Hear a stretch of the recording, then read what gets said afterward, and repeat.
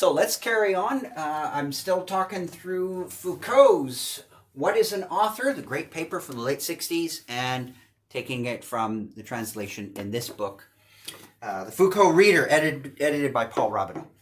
All right, so in the previous video we saw, as Foucault's about to tackle this thing of what is an author, he said a variety of things, but basically we ended up with this notion that there's a couple of things going on in our time. And remember, Foucault's always talking about things that are just actually happening, all contingencies. He's not trying to argue from any great metaphysical position that this had to happen or anything. He's not talking like that. He's actually just talking like a historian. And he says, well, what we've seen is that writing has become, and it didn't have to be this way, but it did, writing has become disconnected from expression and from immortality. What does that really mean? Well, these are two observations that he makes, and let's go through them a bit. But before we do, I just want to give a little bit of background to this whole project. Remember, in the previous video, I tried to put it in link it back to Samuel Beckett, and a little bit of Foucault's reacting to that, and he's reacting to Roland Barthes and a variety of things. He's also, Foucault that is, he's also picking up on some ideas by the great linguist, Swiss linguist, Ferdinand de Saussure. And as a matter of fact, Derrida, Foucault, Deleuze, all this gang of postmodernists, post-structuralists, they're all quite heavily indebted to de Saussure's work. Now, I'm just going to do a little bit on it just to give you a flavor of the background, to see how, in a nutshell, language in this guy's work becomes what we could say kind of free-floating. That's just a way of saying that it's been disconnected from, having a direct link to reality. And what I mean by reality, the external world, like the world of, coffee cups and horse carriages and spoons and tables and things like that. And think of language kind of like as a structure. And he wants to look at it as a structure of its unto itself, and kind of peel it away and disengage it from its direct interaction with objects. So when I talk about things in the world like real life dogs and bunnies and soup spoons, I'm going to think of those things as objects. And we're not talking about those. We're going to be talking about kind of words and concepts. All right. So let's dig in a little bit of Saussure. First off, first term to learn is the notion of the sign. And the sign is, shall we say, it's got two components, and it's got a signifier and a signified. And roughly, the signifier is like a physical form, and the signified are mental kinds of things. All right. But again, we're not worried about objects in the external world per se, except insofar as we're talking about the physical part, like words. Like right now, signifiers, I'm saying stuff. Words are coming out. Words are written here. These are like signifiers, right? And what do? Well, they point. They indicate. They point in a certain direction. So they have relationships, right? They're not just into things on their own. They're embedded in relationships. Okay, so a sign has got one part of the sign is the signifier. It's embedded in relationships. Well, with what? Well, with the signified, these mental concepts. So again, we're not talking about objects out there. We're talking about words, written, spoken, and mental concepts. All right. So here's a little diagram here. So here we are. The sign is the physical part, is the word tree. I put it in scare quotes, but I mean like saying the word, writing the word tree. And it has a relationship with the concept that this little guy is thinking, right? It's mental construction or mental entity, whatever you want to call it, of tree. So, when I say, no doubt, if I say to you, tree, well, I have uttered a signifier, and the signified would be, according to this, kind of in your mind, like a concept of a tree. And your concept of a tree, well, I don't know what that's going to look like, but it's probably got a certain kind of structure to it, and so you're able to understand what I said by tree. And of course, in other languages, arbre, in French or whatever, there would be a corresponding mental concept with that. Okay. So if we've got that down, so the sign is this composite, and I drew the actual tree, that's outside. Now, he's not saying, Saussure's not saying that there it's easy to misread this kind of stuff and think he's saying, well, there's no such thing as a tree, as an object. No, he's not saying that. He's just saying he doesn't want to talk about that. He's not worried about that. He wants to look at just the system of signs itself, just signs alone. He just wants to look at language, right? And not talking about objects that are outside of language. So think about that metaphoric notion of inside outside. The objects are outside language. What's inside language? Basically, language is a set of signs, and which will be signifiers referring to signified. Okay, so that's kind of a rough sort of view of what the Saussure is after, and this is in the background of what Foucault is talking about. All right, so now writing has been freed from expression. So remember, writing is not the expression of an individual author, bearing his or her soul and that kind of stuff. No, we're not thinking about writing like that anymore. We could, Foucault is like, yeah, sure, you could think of it that way, but that's not really where our culture's gone. We've pulled writing away from that notion of expression, and really it's an interplay of signs. So it's really this kind of stuff on this level. That's where writing is, and this little guy's not really that important. It's this stuff that's important, and the relationships here between the signified, or the signifiers and the signified, those are flexible. They move, they change over time. These things, of course, change over time. This is like words and stuff. Different languages have different words.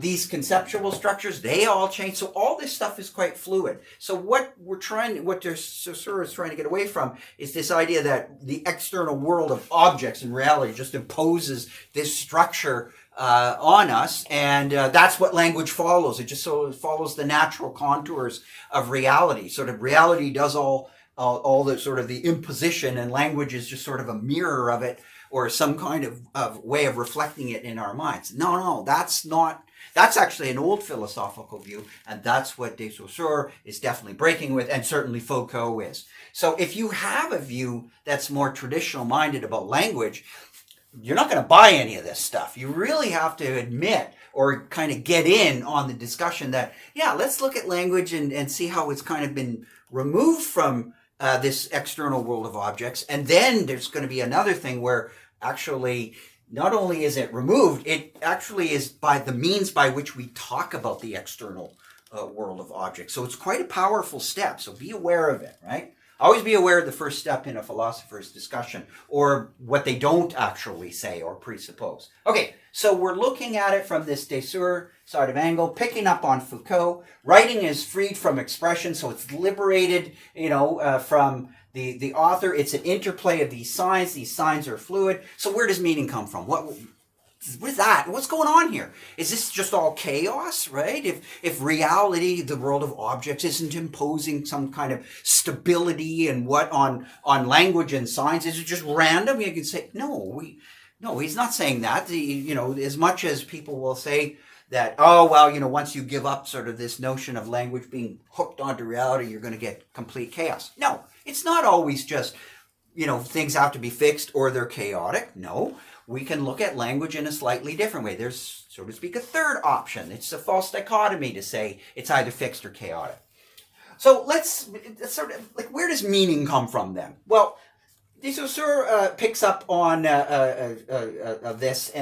Foucault picks up on this from de Saussure with a chess analogy. And notice Foucault does say in Writing as Freed from Expression that it's kind of it's like a game. Okay, so that was big in these guys' minds, thinking of things in terms of games, and you find that in Wittgenstein as well. So it was definitely in the drinking water of 20th century philosophy and linguistics.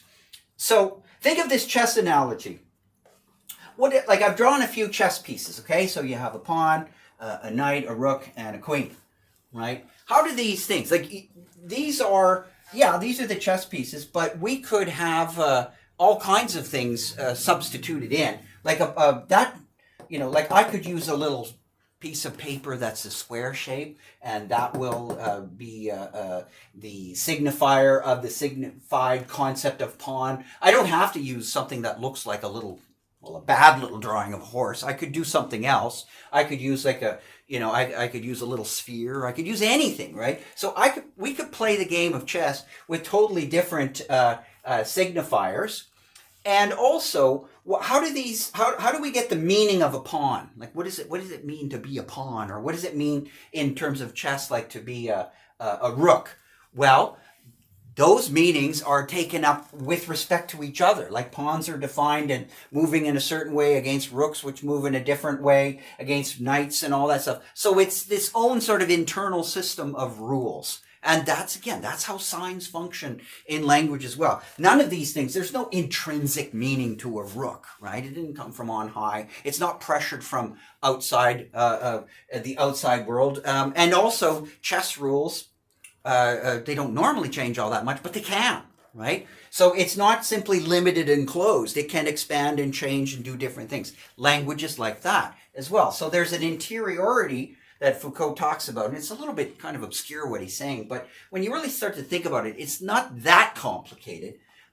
So there's this interiority of language, which is this kind of thing here. It can change. It's not limited. It's quite flexible. It can say all kinds of other stuff as it goes along. So it's not, it's sort of got its interiority, but it's not completely bounded by it, right? So it's not like you're just the same thing over and over and over. These things can change. And of course, there's lots and lots more signifiers all over the place in here and signified. So none of this is fixed. It can change over time, but it's not chaotic. It has a history, and these things are defined with respect to each other. So it's more of a kind of coherent, a large scale evolving coherency.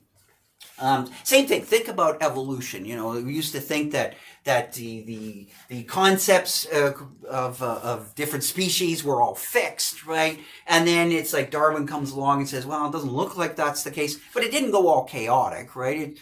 So evolution has a sort of a rational type structure that you can look at. It's not fixed, but it's not chaotic. So you can get around the dichotomy of either fixed or chaotic. And that's essentially what's going on here. All right.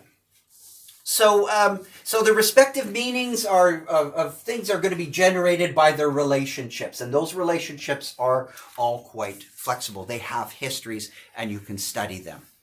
All right. So just as a final contrast on this, so Plato, thought that there were pre-existing forms. Those forms are they kind of govern the world, and they set it all up. And the forms are there, and they make language and meaning. All that is a result of the forms. So the forms make language and meaning possible, right? We're flipping that now. No, says Foucault, Saussurean, and all these other guys. Not really. When you think about it, and this is the big shift, is like, yeah, there's objects and stuff out in the world. They're not denying that. These guys are not running around saying the world of objects doesn't exist. But the minute you move from such a bare statement of there's lots of stuff out there, and you start moving to, well, there are certain kinds of things and they're like this or like that or whatever. Once you start talking about it, right, saying more things, ascribing predicates and all that stuff to the objects out there, you're using language, and it's this interplay of signs and all that, that's what generates meaning and makes the talk of forms, right, those things, if you want to talk about those or objects and all that, that it makes that possible. So instead of the external world all being fixed and out there and making meaning and language possible, the external world's all out there. There's nobody's questioning that. But when you want to start talking about it, you got to use language. And so you have to use this system of meanings that's there. And that system of meanings already has certain categories and way it carves the world up already. So you're in a kind of system already when you even start talking about it, right? You don't, a rough way to think of this is that when you start studying physics, you approach it through language.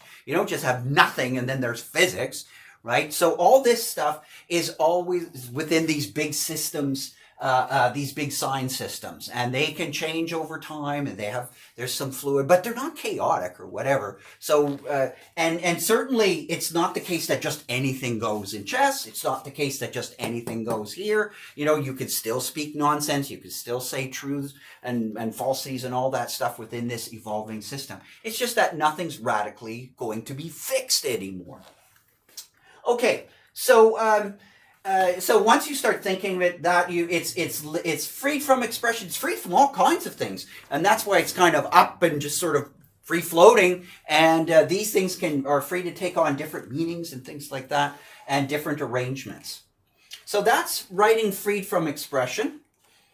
The second one is writing is now linked to death. It used to be linked to immortality, right? So it used to be linked to expression and immortality. It's become separated from expression and separated from immortality, and writing is linked to death, right? So the old view was the idea that it was linked to immortality. So writing was a way to preserve you're mortal, but how can you preserve yourself despite the fact you die or whatever? Well, it's through writing. You can be immortalized in writing.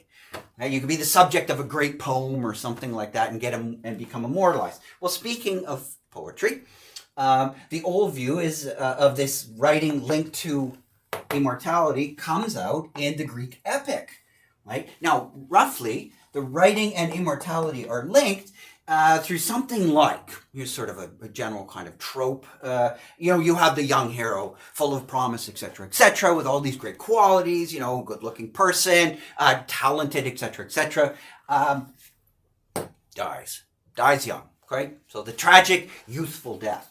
But through this power of writing, this death is given meaning. It's magnified. It's intensified. It's completely changed in a sense that the individual's not really destroyed, but kind of lifted up and preserved, right? Given this immortality, and the death kind of is redeemed, right? It was worthwhile, and it's given meaning and all that. So that's sort of compensating for this young hero's death, and it's redeemed. Well, that's sort of linking writing to immortality. Well, our culture, it didn't have to be this way, but it is, has largely, writing has now been kind of linked to oblivion, where in this sense that writing is sort of dealing with death of the author, full stop, right? The author is kind of obliterated, and a space, as Foucault says, is opened up, right?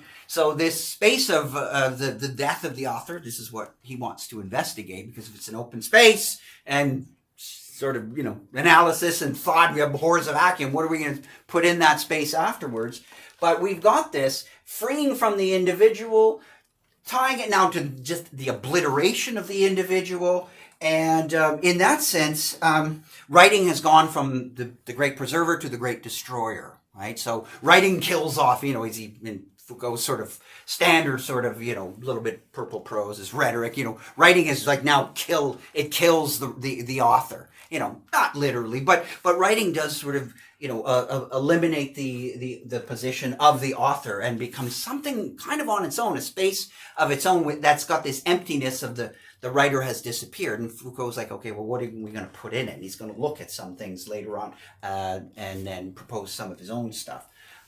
So yeah, that's sort of the now what thing. Like after we look at writing, again, everything is hanging on this sort of de Saussurean picture, right? Because if you want to be a Platonist and say, no, it's the forms that govern everything and they make rationality and reasoning and language possible, you're not going to buy any of this, right? But Foucault is, in many ways quite a naturalist, right? He's saying, I don't believe in all that stuff. I'm just looking at history. I'm just looking at what people say and all these kinds of things.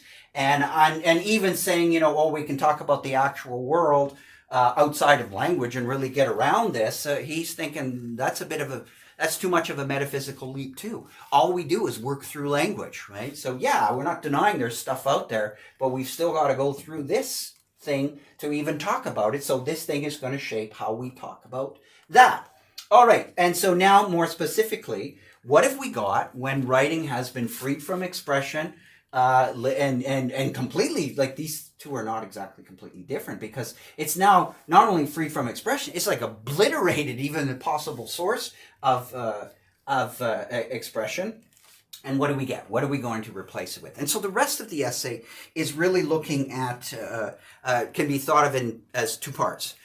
A couple of things that Foucault thinks, one of them is like the work or whatever, that could replace the author. So Foucault looks at a couple of possibilities that people have thought about putting in, and he finds them wanting. And then he comes up with this idea of what he's going to call an author function, and he thinks that's a pretty good replacement. But even then, it's not going to replace it forever because all this stuff is continuing to evolve. But in our space of time right now and the way things are, he's going to propose this notion of an author function to kind of do as an answer to this question, what is an author? Well, it's an author function, and we'll look at that a little bit later. But he does, again, none of this sort of is big picture metaphysics. It's all kind of what is happening, how can we talk about this, and what kinds of provisional solutions can we offer, because who knows what tomorrow will bring. Stay tuned.